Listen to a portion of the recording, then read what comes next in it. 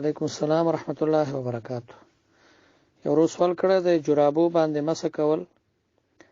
نو په جرابو باندې مسح کول د لپاره 3 شرطونه دي. یو شرط دا چې داسې جرابې وي چې هغه خپو پورې خپل انختی وي. نو په دې جرابو کې د نن سبا چې خلک استعمالي دا شرط خوشته. دویم شرط پکې دا دی چې هغه اوبه نه جذب کوي، اوبه نه راکاږي.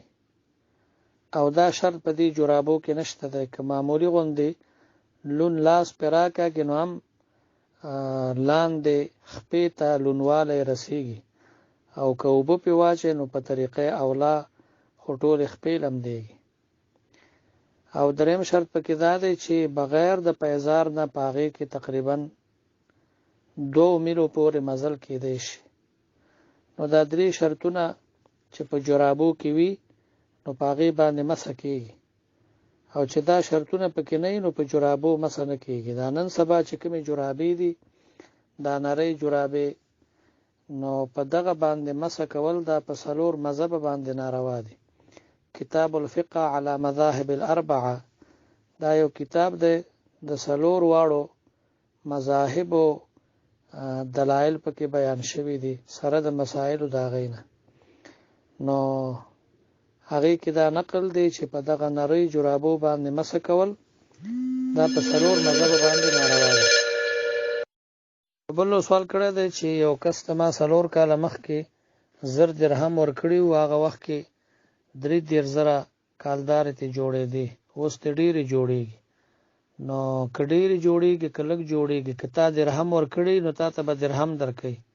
که هغې کې کمی راغلی که زیاتی راغلی هغې ته اعتبار نشته. تقضی الدیون بامثالها، قرض به په خپل مثل باندې ادا کېږي. نو تا ته به 1000 درهم ادا درکوي. البته که کالدارې درکوي نو په کومه ورځ چې درکوي په هغه ورځ باندې چې د 1000 درهمو نه څومره روپۍ جوړېږي نو هغه به درکوي. یو بل سوال کړی دی موبایل کې قرآن کریم ساتل د دې څه حکم دی؟ موبایل کې چې ګانې بجانې وي، تصویران پکې وي، فیسبوک پکې وي، داسې موبایل کې قرآن کریم ساتل دا د قرآن کریم بې عزتي ده. البته که موبایل بالکل د دې نه پاک او دا کېدی نشي چې د عامو خلکو موبایل د تصویرانو نه یا د ګانو بجانو او یا د فیسبوک نه پاک وي، نو د دې وجه نه موبایل کې قرآن کریم مه ساتئ. سوال کړی دی چې دلته یو کس دی هغه په قسطونو باندې څه شی خرڅوي، نو 40% پکې نغدې غواړي او نور بیا قسطونه به ورکوي. نو یو شی په نغدو باندې ارزان خرڅول، په قسطونو باندې ګران خرڅول دا جایز دي. البته که چېرته ته کم قسطونه ورکوي که هغه لیټ شي او دی در باندې مثلا جرمانه راولي نو بیا ناروا دي. او که جرمانه پکې نه صرف دای چې په نغدو باندې ارزانه خرڅوي او په قسطونو باندې ګران خرڅوي نو دا جایز دي. که نور څه خبرې پکې نه وي.